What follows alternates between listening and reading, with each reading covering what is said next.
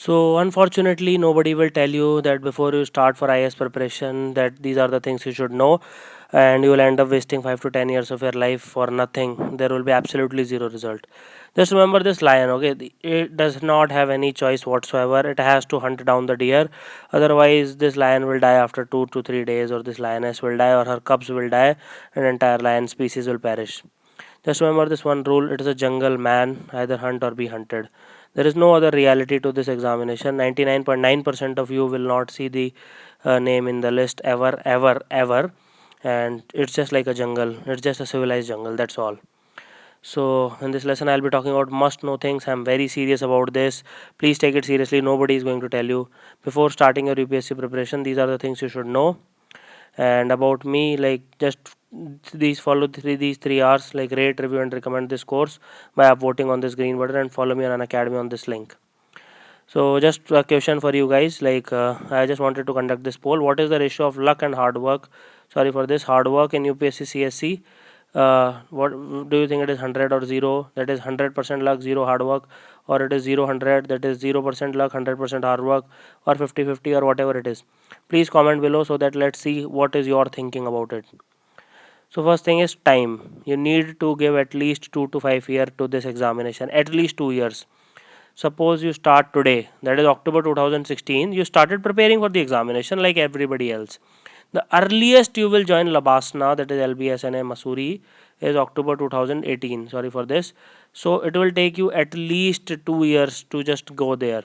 So few people will give even 7 to 12 attempts for this examination, but my personal suggestion is give at least 4 attempts before you hang your boots.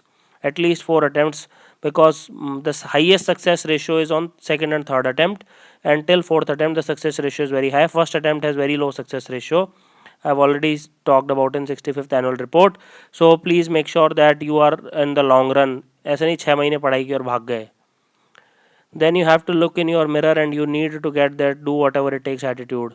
Do whatever it takes attitude is the most important thing you'll ever learn from this lesson. You will have to compete with ruthless dogs. There are dogs like me who will stop at nothing to get the seat. We will stop at nothing. We are ruthless dogs. We are fighting for a very limited number of seats.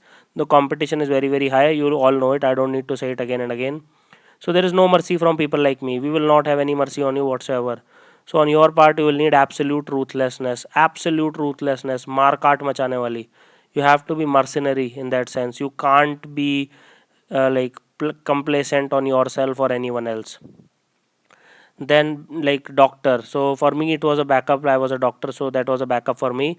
So do you have work experience? Are you a professional like doctor, lawyer, or a CA? Because 99%, 99.9% of you will never be selected ever. This is simple maths.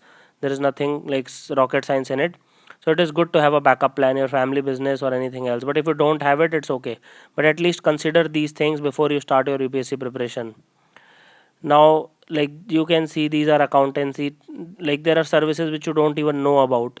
So IAS is just 1 out of 20 plus services.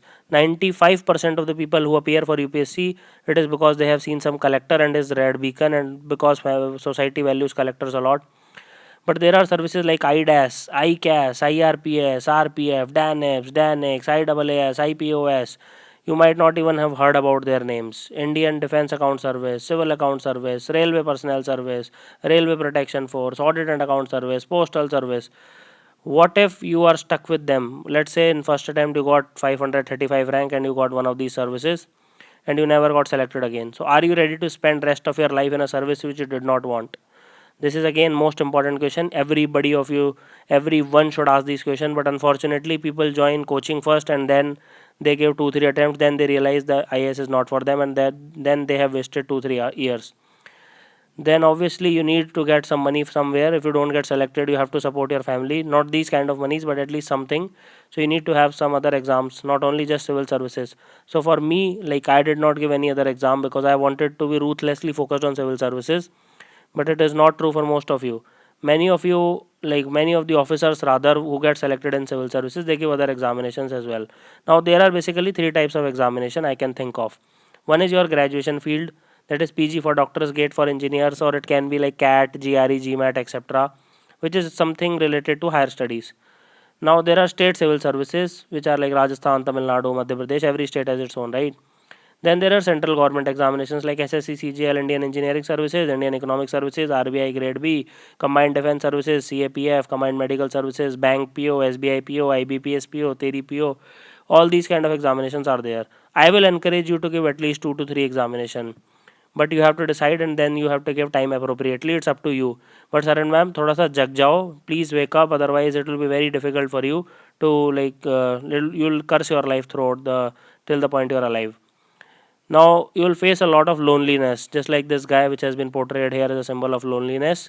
Because staying in Delhi metros, though it is one of the most crowded city of planet Earth, you will still feel very lonely. Many of you will leave your family and friends for the first time in the life. So just ask yourself, are you ready for that change? Have you ever done that?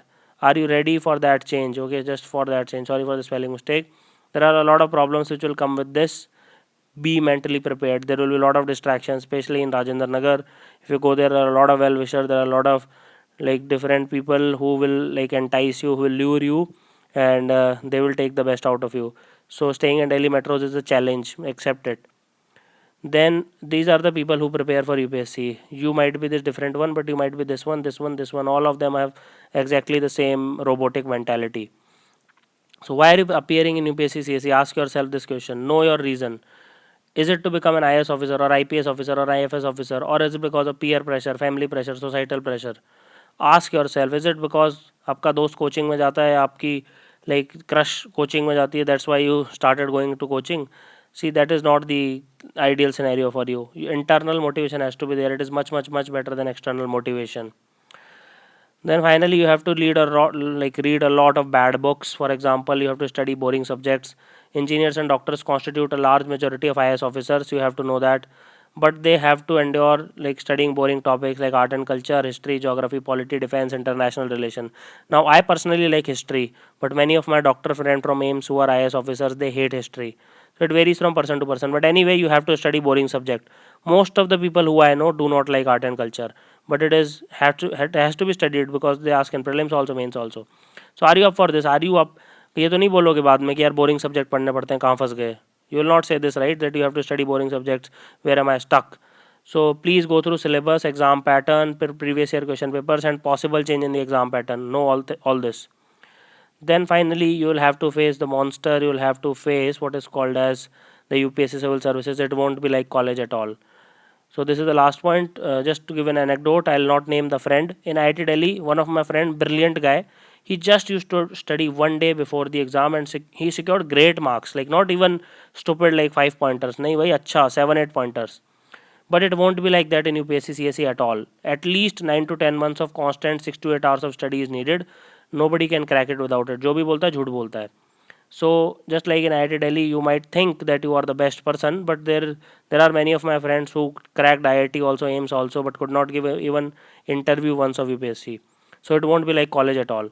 So I hope this will help you in deciding whether you are made up for UPSC or not. Please think hard about these questions which I have raised, and please share this video so that others like do not end up wasting 5 to 10 years of their life.